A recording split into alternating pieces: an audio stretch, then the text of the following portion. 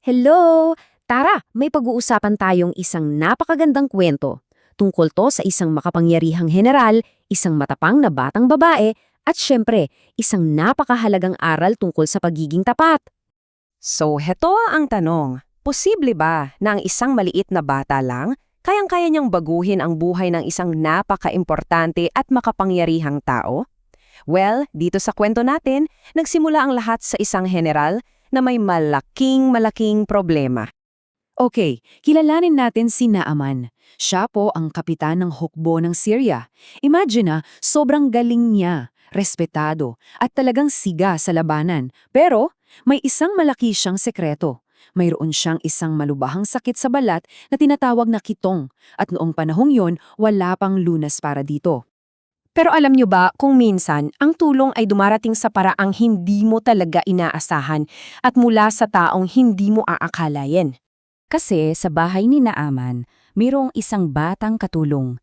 Binihag lang siya mula sa Israel, kaya isa siyang alipin, malayo sa pamilya niya. Pero kahit na ganun ang sitwasyon niya, napakabuti ng puso ng batang to. Nakikita niya kasi kung gaano nahihirapan yung amo niya. Kaya isang araw, sinabi niya sa asawa ni Naaman, "Nako, sana po makilala ni Sir Naaman yung propeta sa amin sa Samaria. Sigurado po akong kaya siyang pagalingin nun." Buong-buo yung paniniwala niya na may pag-asa pa.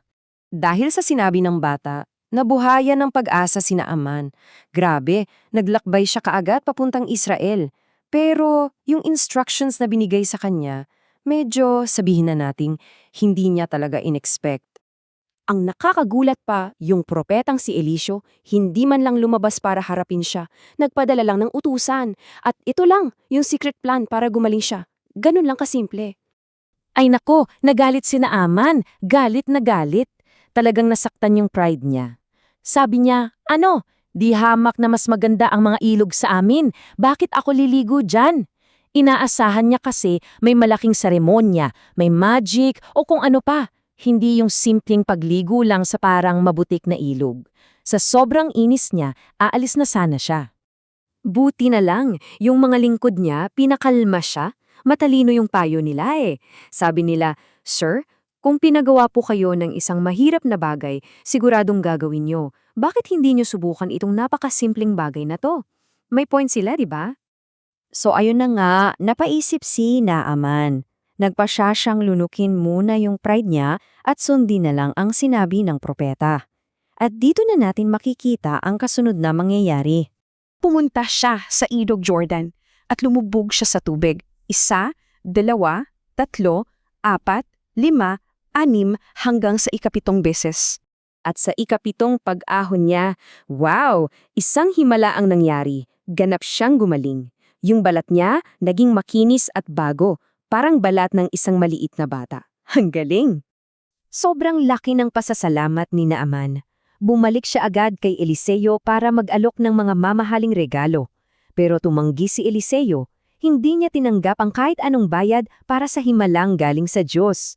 Pero may isang taong nakakita sa mga mamahaling regalong yon at dito napapasok yung kasakiman.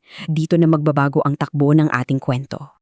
Yung lingkod ni Eliseo, si Gehazi, naisip niya, "Naku, sayang naman yung kayamanan."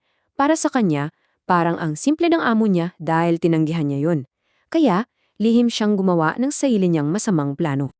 At dito natin makikita kung paano ang isang maling desisyon nagiging sunod-sunod. Una, pinagnasahan niya yung yaman. Pangalawa, patago niyang hinabol si Naaman. Pangatlo, nagsinungaling siya para makuha ng pera. Kunwari nagbago daw isip ni Eliseo. At ang pinakamatindi, pang-apat, nagsinungaling pa ulit siya sa amo niya pagbalik niya.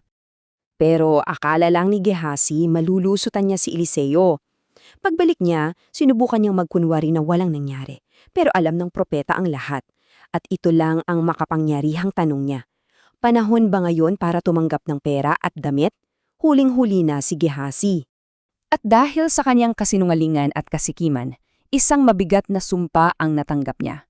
Yung mismong sakit na pinagaling kay Naaman, napunta sa kanya. Umalis si Gehazi na may ketong na puting-puti na parang niyebe. So, ang punto ng buong kwento, Ipinapakita lang nito na ang bawat pinipili natin sa buhay ay may katumbas na resulta, mabuti man o masama. At itong table na to, napakagandang summary ng lahat. Yung munting katulong, pinili niyang maging mabait, kaya nakatulong siya. Si Naaman, pinili niyang magpakumbaba at sumunod, kaya gumaling siya. At si Gehazi, pinili niya ang kasakiman at pagsisinungaling, kaya isang sumpa ang napala niya. 3 tao, 3 magkakaibang resulta. Ang kwentong ito tinuturo sa atin na ang tunay na kayamanan ay hindi pilak o ginto.